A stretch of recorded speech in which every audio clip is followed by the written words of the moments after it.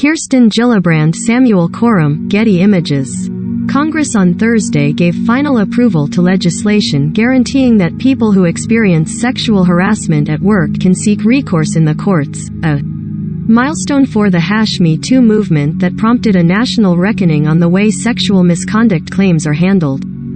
The measure, which is expected to be signed by President Joe Biden, bars employment contracts from forcing people to settle sexual assault or harassment cases through arbitration rather than in court, a process that often benefits employers and keeps misconduct allegations from becoming public. Significantly, the bill is retroactive, nullifying that language in contracts nationwide and opening the door for people who had been bound by it to take legal action. Senator Kirsten Gillibrand, who has spearheaded the effort, called it one of the most significant workplace reforms in American history. Gillibrand, DNY, said the arbitration process is secretive and biased and denies people a basic constitutional right, a day in court. No longer will survivors of sexual assault or harassment in the workplace come forward and be told that they are legally forbidden to sue their employer. Because somewhere in buried their employment contracts was this forced arbitration clause, she said. Gillibrand, who has focused on combating sexual harassment and sexual misconduct in the military, originally introduced the legislation in 2017 with Sen. Lindsey Graham, RSC. The legislation had uncommonly broad, bipartisan support in a divided Congress. That allowed the bill to be passed in the Senate by unanimous consent, a procedure almost never used for significant legislation, especially one affecting tens of millions of Americans. The House passed the bill this week on a robust bipartisan basis in a 335-97 vote.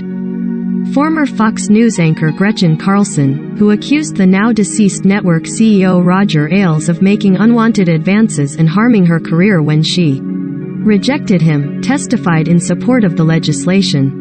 Some employee contracts at the network included binding arbitration clauses. Carlson, who appeared with Gillibrand and other senators at a news conference after Senate passage of the bill, said she could never have imagined, after coming forward with her allegations 5 years ago, that it would lead to a change in the law that both Democrats and Republicans would get behind. Marching in the streets can inspire us. Editorials can open our minds.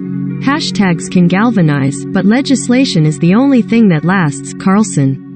An estimated 60 million American workers have clauses tucked into their employment contracts forcing them to settle any allegations of sexual misconduct in private arbitration proceedings rather than in court.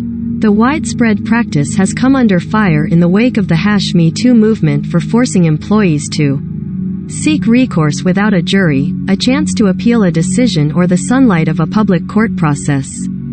If you could ever say any legislation was long overdue, this is it, said Senate Majority Leader Chuck Schumer, DNY. He called it almost medieval, to force victims of harassment and assault to shut up, not tell anyone about it and not seek justice.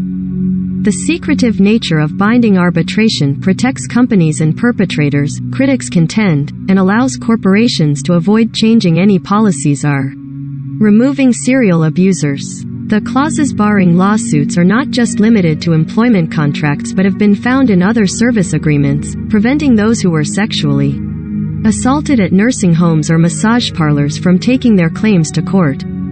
Defenders of the arbitration process, including business groups, have contended it is a faster and less costly way to resolve disputes than through lengthy courtroom proceedings. Graham said on the Senate floor that it does not harm businesses to ensure people who are harassed at work are treated fairly. This is not bad for business. This is good for America, he said. Many workers don't realize they're bound by forced arbitration rules and how the process can disproportionately benefit employers, with companies typically paying out smaller sums to settle claims, Gillibrand said.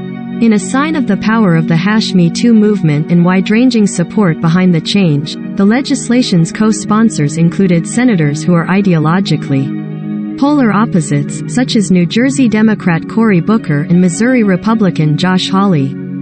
Graham said at the news conference that things can be pretty screwed up in Washington, but the legislation signals that there's some hope, as long as we listen to each other and try to make life better where we can find common ground.